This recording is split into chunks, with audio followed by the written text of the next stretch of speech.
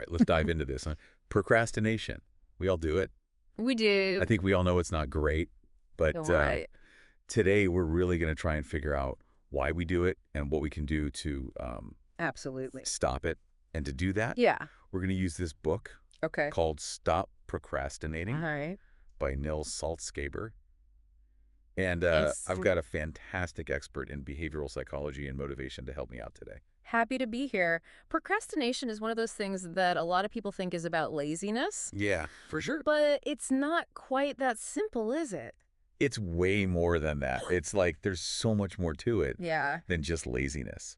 Salzgeber uses this analogy in the book about this monkey brain Okay. that I thought was interesting. Yeah. That basically we have this part of our brain that just wants instant gratification. Mm-hmm. It doesn't care about long-term goals. That makes sense. And that's the part that leads us to procrastinate. Yeah, I see that all the time, that constant tension. Yeah. Between what we know we should do and what feels good in the moment. I mean, there was this fMRI study, I don't know if you've heard of this one, where they found that even thinking about a task you don't want to do, like actually lights up the pain centers Really? in your brain. Oh, that's fascinating. Yeah. So your brain is literally trying to protect you. So it's like a real discomfort. Right. It's not just me being lazy. Right. It's a real physiological response. I love that. I'm going to use that next time. Yeah. I try to get out of doing something. Go for it. But, that's so interesting. And then he talks about this paradox of getting started. Okay, yeah. Which basically means That's interesting. that even though we don't want to start something, once we start it, Right. it's not as bad as we thought it was going to be. Exactly. And in fact, he talks about this research study with this guy, Timothy Peichel, who I guess is like a big procrastination researcher. And the students, they gave them a task, and before they started it, they had them rate how stressful they thought it was going to be. Okay. And then they had them start it, and then stop, and then rate it again. Uh-huh. And the ratings after they started it were way lower. It's like that initial hurdle is the biggest one. It is. Isn't it? Yeah.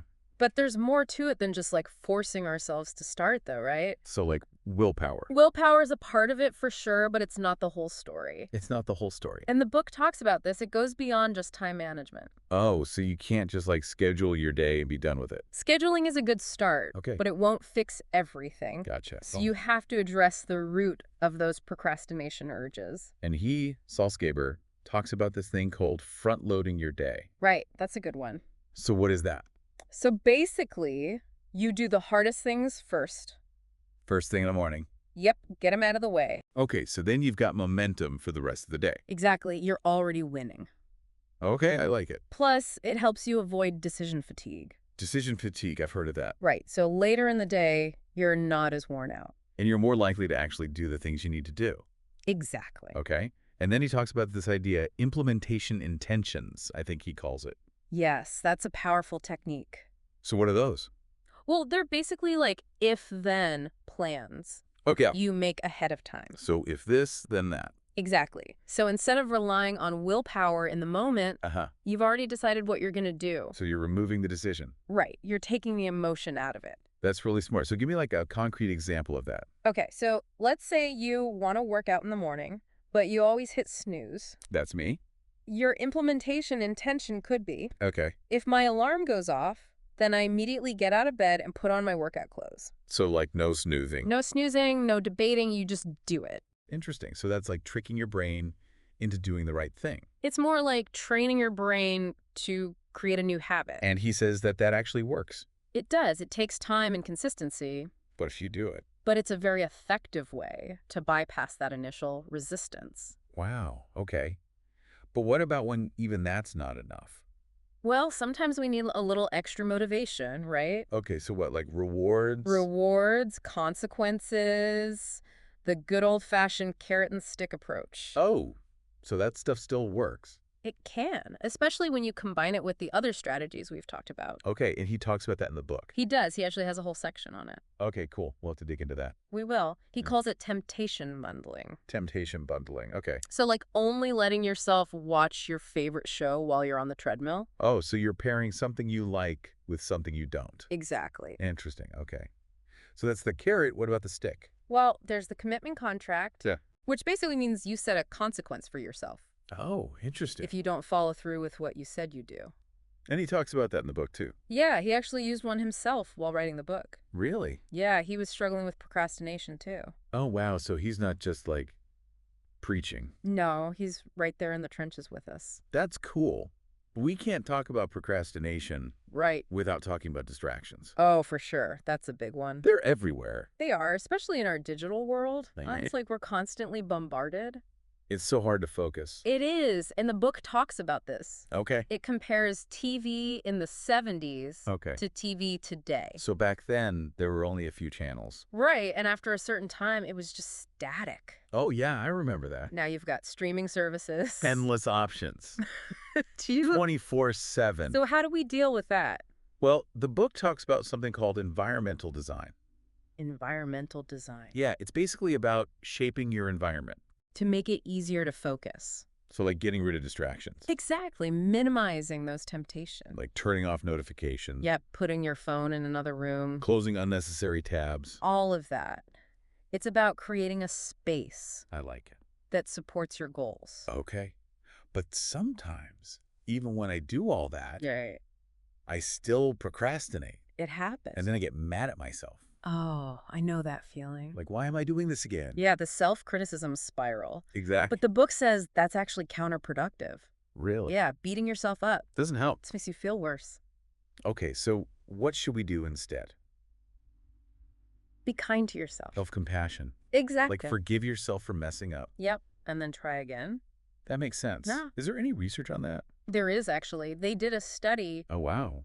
where they had students who procrastinated on a test, Okay. and they split them into two groups. Great.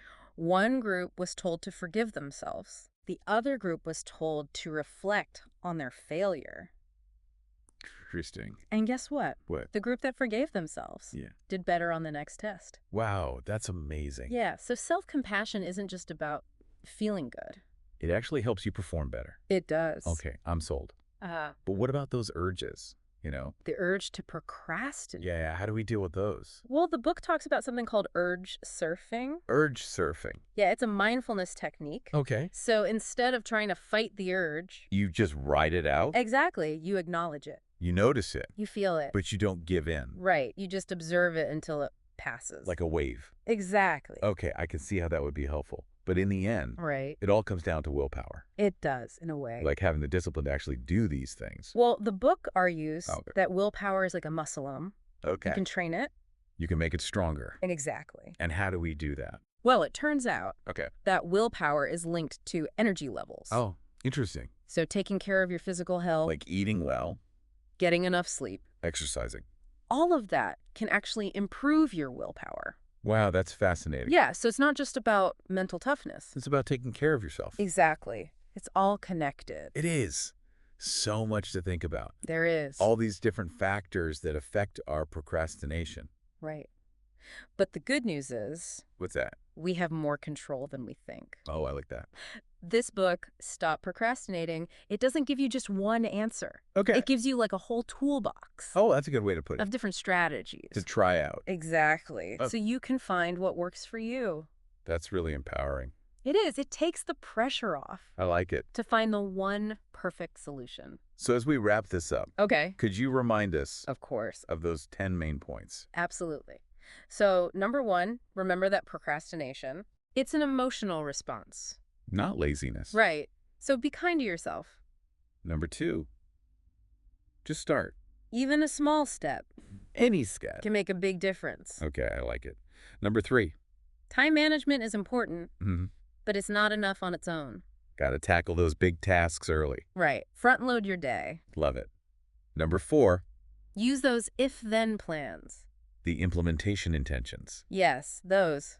To automate your good habits. Really smart. Number 5, don't be afraid to use rewards and consequences. Okay. The carrot and stick approach. Can be helpful. It can.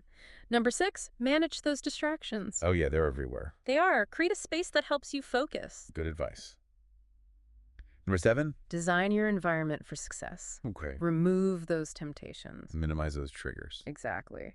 Number 8, self-compassion. More important than we think. It is. Forgive yourself and move on. Number 9, Learn to surf those urges. to procrastinate. Yeah. Ride the wave. But don't let it crash on you. Exactly.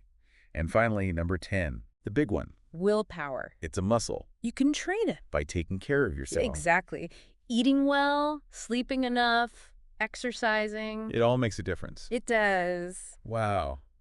What a deep dive. It was. So much good stuff in there. I hope everyone found it helpful. I know I did. Me too. I'm going to be using all these tips. I hope so. Even just one small change Can make a big difference. can. All right, so for all you listeners out there, Yes. what one small change are you going to make today? To stop procrastinating. Until next time, happy diving.